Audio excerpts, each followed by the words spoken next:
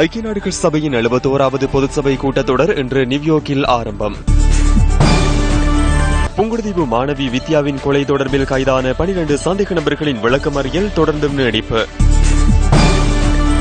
கடந்த 2015ஆம் ஆண்டு உயர்தர பரீட்சையின் பல்கலைக்கழக அனுமதிக்கான வெட்டுப்புள்ளிகள் இன்று வெளியிடப்பட்டன.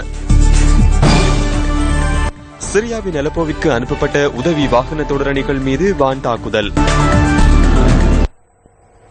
புங்குடுதீவு மாணவி வித்யாவின் கொலை தொடர்பில் கைதான 12 சந்தேக நபர்களின் விளக்கமறியல் தொடர்ந்தும் நீடிப்பு. மாணவியின் கொலை வழக்கு ஊர்காவற்றுறை நீதவான் AMM ரியால் முன்னிலையில் இன்று விசாரணைக்கு எடுத்துக் கொள்ளப்பட்டது. இதன்போது 12 சந்தேக நபர்களும் நீதிமன்றத்தில் ஆஜர்படுத்தப்பட்டதுடன் அவர்களை தொடர்ந்தும் விளக்கமறியலில் வைக்குமாறு நீதவான் உத்தரவிட்டுள்ளார். இதற்கமைய சந்தேக நபர்கள் அடுத்த மாதம் 4ஆம் தேதி வரை தொடர்ந்தும் விளக்கமறியலில் வைக்கப்பட்டுள்ளனர். பாதிக்கப்பட்ட தரப்பு சார்பில் சட்டத்தரணி ரஞ்சித் குமார் இன்று ஆஜரானதுடன் பிரதிவாதிகள் சார்பில் எவரும் ஆஜராகவில்லை என்பது சுட்டிக்காட்டத்தக்கது. ஐக்கிய நாடுகள் சபையின் 71வது பொதுக் கூட்டத்தொடர் இன்று நியூயார்க்கில் ஆரம்பமாக உள்ளது.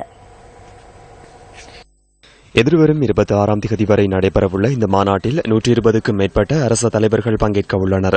அத்துடன் நாளைய தினம் ஜனாதிபதி மைத்ரிபால சிறிசேன ஐநா பொதுசபையில் உரையாற்றவுள்ளார். ஜனாதிபதி மைத்ரிபால சிறிசேன பதவியேற்றதன் பின்னர் அவர் ஐக்கிய நாடுகள் பொதுசபையில் உரையாற்றும் 2வது சந்தர்ப்பம் இதுவாகும். இலங்கை நேரப்படி இன்று மாலை 6 மணிக்கு ஆரம்பமாக உள்ள பொதுசபை கூட்டத்தொடரில் ஜனாதிபதியுடன் அமைச்சர்களான கயந்த கருணாதிலக்க, ஃபைச முஸ்தபா, அர்ஜுன ரணதுங்க மற்றும் மங்கள சமரவீர ஆகியோரும் கூட்டத்தொடரில் பங்கேற்க உள்ளனர்.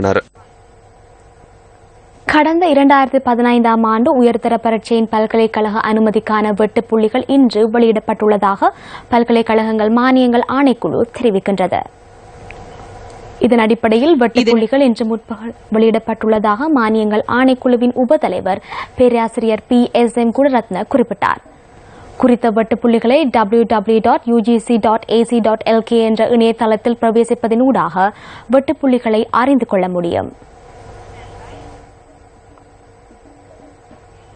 மன்னார் கோந்தப்பட்டி பகுதியில் சட்டவிரோத மீன்பிடியில் ஈடுபட்ட ஒருவர் கடற்படையினரால் கைது செய்யப்பட்டுள்ளார். கோந்தப்பட்டி கடற்பகுதியில் தடை செய்யப்பட்ட வலைகளை பயன்படுத்தி மீன்பிடியில் ஈடுபட்ட போது கடற்படையினரால் சந்தேக நபர் கைது செய்யப்பட்டுள்ளார். மீன்பிடி நடவடிக்கைகளுக்காக பயன்படுத்தப்பட்ட சிறிய ரக மீன்பிடி படகொன்றும் தடை செய்யப்பட்ட 4 வலைகளும் சந்தேக நபரிடமிருந்து கைப்பற்றப்பட்டுள்ளன. மேலதிக விசாரணைகளுக்காக சந்தேக நபர் மன்னார் கடற்றொழில் திணைக்களத்தினரிடம் ஒப்படைக்கப்பட்டுள்ளார். அவிசாவலை குடாகம பகுதியில் போலீசாரிடமிருந்து தப்பிக்க கலனி ஆற்றில் குதித்த நிலையில் வைத்தியசாலையில் அனுமதிக்கப்பட்ட நபர் இன்று முற்பகல் உயிரிழந்துள்ளார். சட்டவிரோத சுரங்க அகழ்வில் ஈடுபட்ட குற்றச்சாட்டில் போலீஸ் விசேட பிரிவினரால் மேற்கொள்ளப்பட்ட சுற்றி வளைப்பின் போதே சந்தேக நபர் கலனி ஆற்றில் குதித்துள்ளார். அவிசாவலை குடாகம பகுதியைச் சேர்ந்த 34 வயதான ஒருவரை உயிரிழந்துள்ளார். இதேவேளை ஆற்றில் குதித்த நபரை காப்பாற்ற முற்பட்ட போதிலும் போலீசார் அதற்கு இடமளிக்கவில்லை என பிரதேசவாசிகள் தெரிவிக்கின்றனர். வடமாகாணத்தில் வசிக்கும் மக்கள் தமது பிரச்சினைகளை தாய்மொழியில் தெரிவிப்பதற்காக போலீஸ் மா அதிபரின் பணிப்புரைக்கமைய 2 தொலைபேசி இலக்கங்கள் அறிமுகப்படுத்தப்பட்டுள்ளன. குறித்த தொலைபேசி அழைப்புகளை கையாள்வதற்கான காரியாலயம் வவுனியா பிரதி போலீஸ் மா அதிபர் காரியாலயத்தில் நிறுவப்பட்டுள்ளது.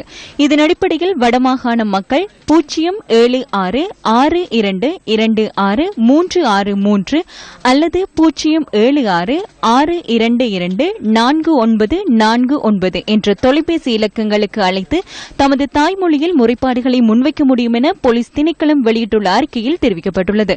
மீண்டும் அந்த இலக்கங்கள் 07662263363 அல்லது 07662249949. சமாதானம், ஒருமைப்பாடு, நல்லிணக்கம் என்பவற்றின் தொடர்பாடல் எனும் தொனிப்பொருளின் கீழ் இந்த தொலைபேசி இலக்கங்கள் அறிமுகப்படுத்தப்பட்டுள்ளன. சிறைச்சாலையில் தடுத்து வைக்கப்படும் கைதிகளுக்கு உளவியல் ஆலோசனை வழங்கும் நடவடிக்கை ஒன்று ஆரம்பிக்கப்பட்டுள்ளதாக சிறைச்சாலைகள் திணைக்களம் தெரிவிக்கின்றது. புனர்வாழ்வு அதிகாரிகளினூடாக ஆலோசனை சபைகளை முன்னெடுக்க உள்ளதாக சிறைச்சாலைகள் ஆணையாளரும் ஊடக பேச்சாளருமான துஷார உபோதினிய கூறினார்.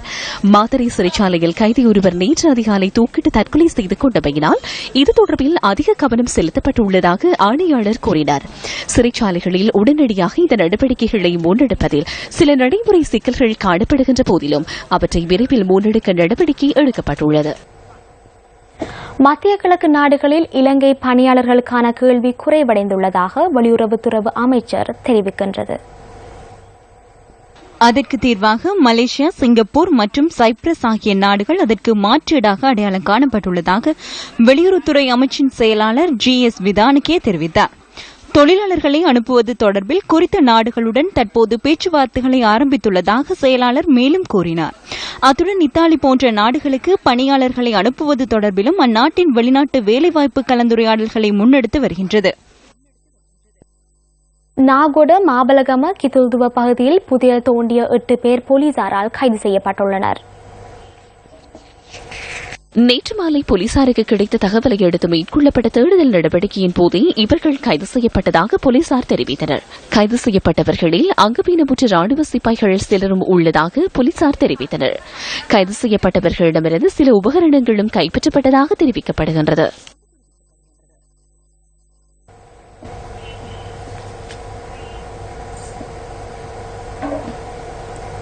புத்தளம் மாவட்டத்தில் தற்போது சிறுபோக வேளாண்மை அறுவடை நடைபெற்று வருகின்றது. இருந்தபோதிலும் தங்களின் விளைச்சலுக்கு ஏற்ற சிறந்த விலை கிடைப்பதில்லை என நெற்செய்கையாளர்கள் விசனம் தெரிவிக்கின்றனர். புத்தளம் மாவட்டத்தின் கருவல காஸ்வெவ, வன்னாத்தி வில்லு மற்றும் தப்போவ போன்ற பிரதேசங்களில் மேற்கொள்ளப்படுகின்ற நெற்செய்கைக்கு எதிர்பார்த்த விலை கிடைக்கப்பெறவில்லை என விவசாயிகள் விசனம் தெரிவிக்கின்றனர். காட்டு யானைகளும் மற்றும் பன்றிகளும் தங்களின் பயிர் நிலங்களை அழிப்பதாக விவசாயிகள் கவலை தெரிவிக்கின்றனர். மாவட்டத்தில் தற்பொழுது சிறுபோக வெள்ளாமை அறுவடை செய்து இருக்கின்றோம். இது பெரும் கஷ்டத்துக்கு மத்தியில் விவசாயிகளாக நாங்கள் அதிகமான பணங்கள் செலவழித்து கஷ்டப்பட்டு செஞ்சு முடிச்சிருக்கின்றோம்.